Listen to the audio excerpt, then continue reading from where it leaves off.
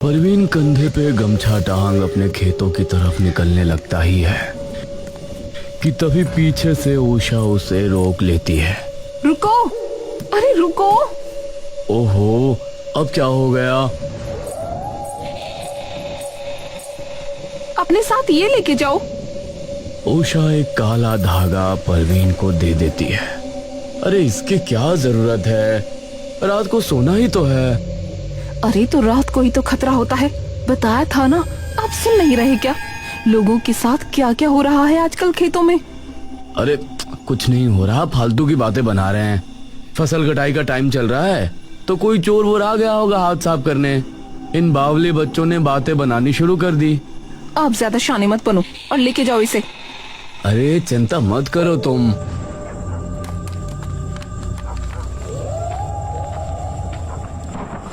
परवीन बाहर से एक मोटा सा लठ उठाता है और अपने खेत की तरफ चल देता है। तभी बीच रास्ते सुंदर और मंगल उसे आवाज देते हैं। अरे परवीन! परवीन पीछे मुड़ता है। अरे भाई, राम राम। राम राम भाई। और सुनाओ परवीन भाई, कहाँ चल दी सवारी? बस भाई वही खेतों की रखवाली। जब तक ससुराई कटाई का टाइम ना हो लेता तब तक यूं ही चक्कर बंधेंगे। सही में।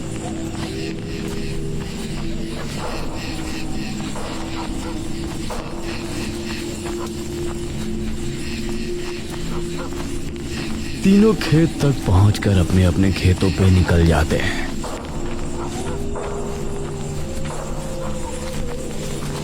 परवीन ट्यूबवेल के पीछे बने एक छोटे से कमरे में एक चारपाई लगाकर सो जाता है।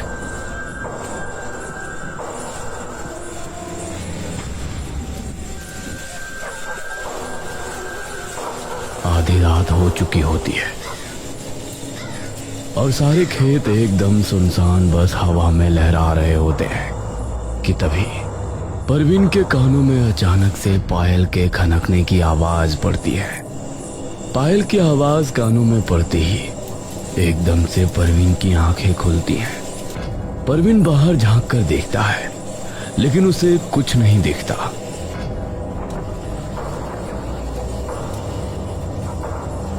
परवीन कुछ देर बाद उसे नजरअंदाज कर फिर से आंखें बंद कर सोने की कोशिश करता ही है कि तभी एक बार फिर से उसे पायल के खनकने की आवाज आती है।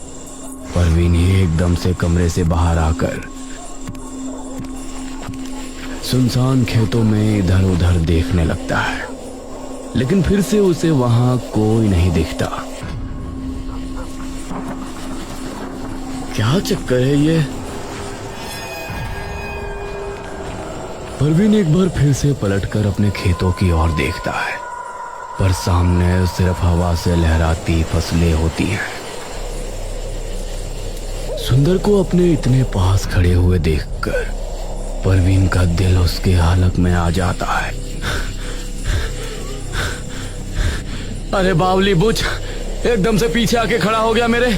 क्या है ये? चलो। परवीन ऊपर से नीचे तक उसकी ओर देखता है। अब कहाँ चलूं?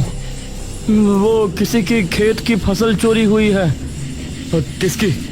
मेरे खेतों के पास ही है। तुझे क्या हुआ फिर? सुंदर एकदम से उसे पकड़ लेता है और उसे खींच कर कहीं ले जाने लगता है बिना कुछ बोले।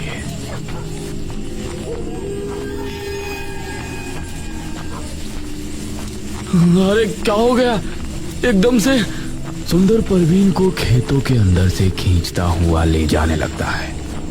हवा की तेज गूंज और फसलों की सरसराहट परवीन की धड़कनों को अब धीरे धीरे बढ़ा रही थी। अरे क्या हुआ? आराम से चल ले। सुंदर की जुबान से एक शब्द तक बाहर नहीं आता। वो बस बिना रुके परवीन को खेतों के अंदर लेकर जाता रहता है। ओए, तो लेकर जा कहाँ रहा है? तेरे खेत तो दूसरी तरफ है। सुंदर के कदम अब और तेजी से आगे बढ़ने लगते हैं। परवीन की नजर तभी सुंदर के चेहरे की ओर पड़ती है। ये क्या? सुंदर का बेरंग चेहरा देखकर परवीन के चेहरे का भी सारा रंग उड़ जाता है। अब रुको। सुंदर नहीं रुकता और बिना रुके आगे की ओर तेजी से बढ़ता जाता है। परवीन का जहन अब एकदम सुन्न पड़ चुका होता है। उसका हलक डर से इतना सूख चुका होता है कि उसमें से एक आवाज तक बाहर नहीं आती। तभी परवीन को एक बार फिर से पायल के खनकने की आवाज आने लगती है। पायल की खनक से परवीन का दिल अब और दहल उठता है। ये आवाज तो सुंदर के पांव से आ रही है। परवीन हिम्मत करके सुंदर के पांव की ओर देखता है।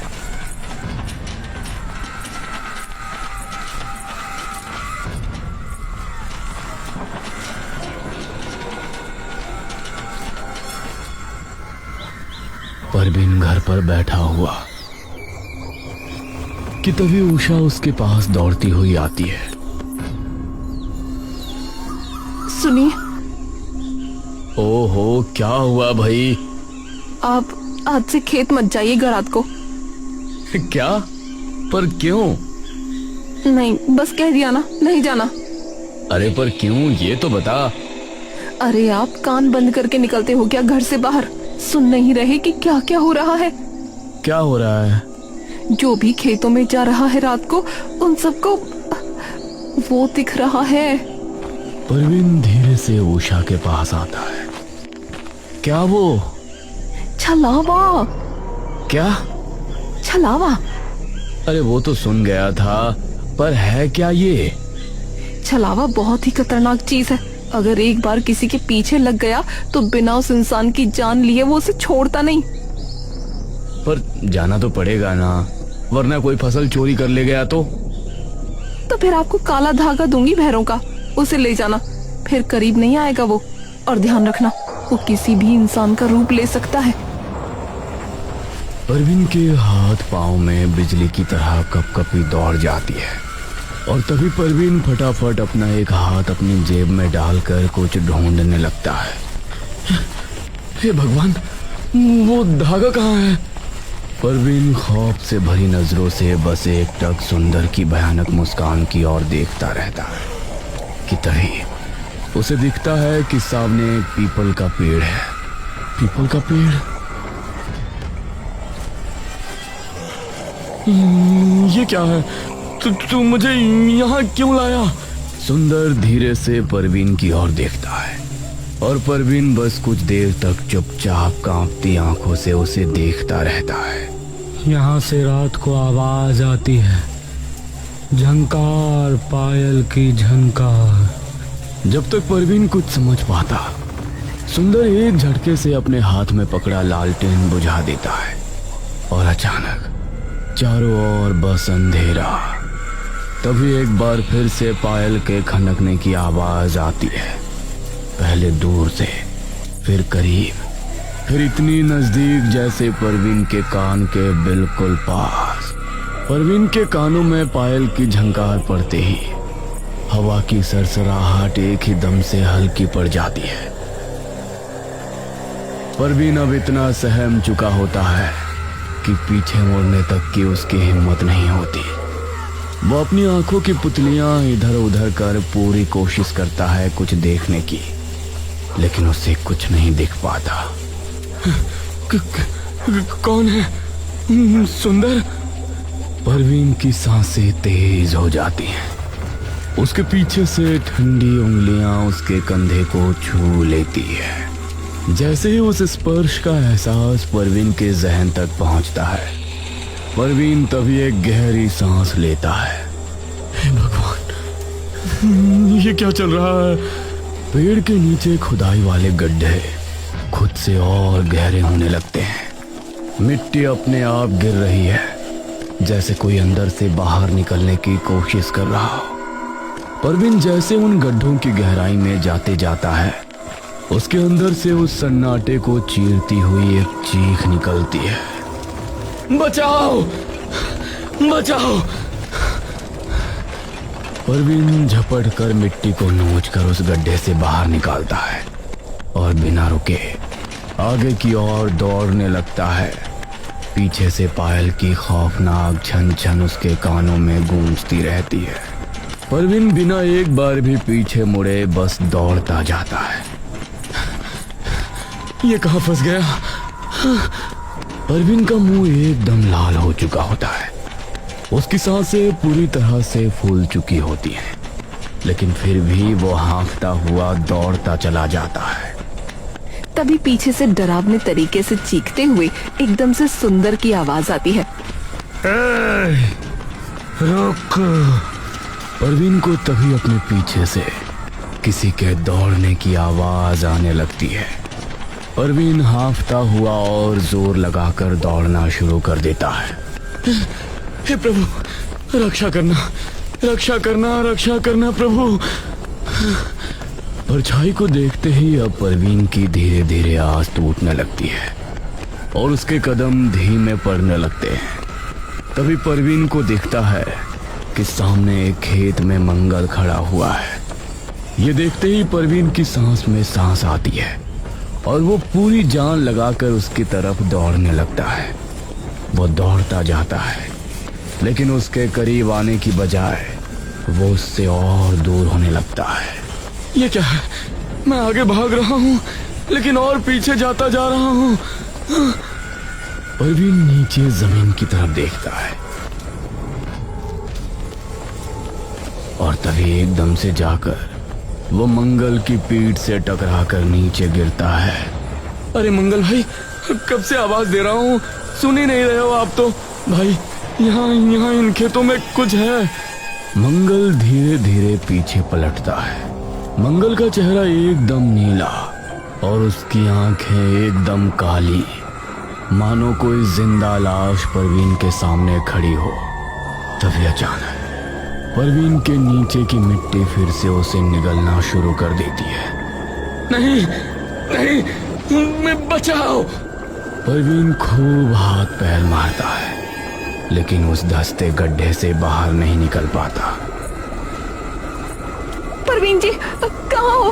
परवीन जी! उषा! उषा की आवाज सुनते ही मानो परवीन के दिल की धड़कन फिर से वापस आ गई हो। उषा! उषा! परवीन जी!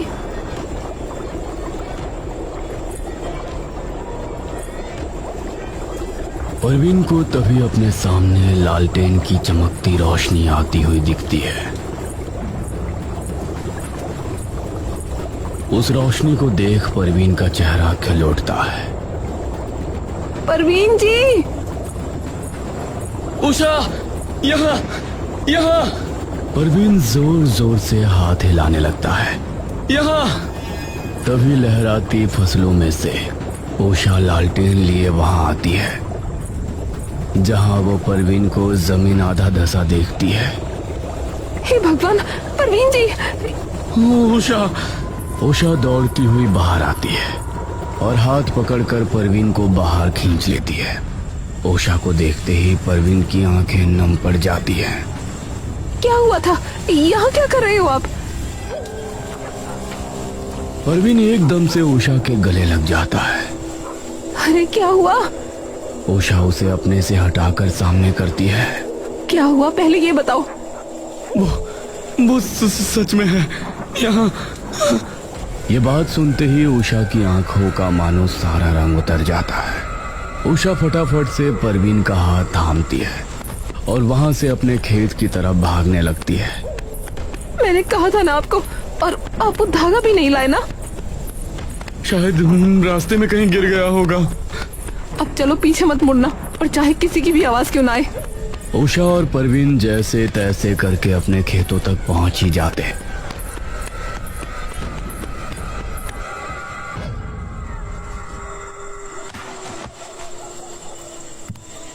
परवीन सीधा जाकर खाट पे गिर जाता है और हाँफने लगता है। हे भगवान, ये क्या था? तुम्हारी बेवकूफी।